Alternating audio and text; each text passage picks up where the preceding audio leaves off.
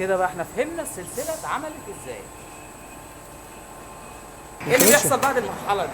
انا بفكها وبسلكها. تمام. زي يعني هي كده مثلا الاسماء اهي موجوده الاسامي اهي، ولازم نفصل بينهم طبعا. بس هي كده كده مفصوله في المساحه في التصميم. حلو. بعد ما بتطلع كل دي الزوايد اللي بتقع حلو. عشان يبين تفاصيل الاسم. كده ندى طلعت اهي.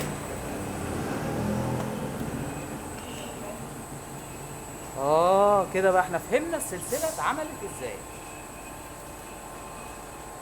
طبعا بيروح هناك ويشطب الحاجه ديت، يروح يتشطب يلمع ده، ويحط لها السلسله بتاعتها. تمام. وبعد كده يدخل كده هنا، يعلق هنا، يخرم هنا. دول المفروض انا بخرمهم بس هو ما بيخرمهمش لان هي بتختلف من مديول لمديول، تمام. او تخانه السلسله قد ايه اللي عنده، فتعرف هو يعرف يخرمها احسن. وبعد كده تبقى سلسله تخش طلة يتليها طلة. مثلا. لازم لو طلة. هيتنيها دهبي لا اما هيتنيها وتبقى دي السلسله. ودي بقى دي السلسله.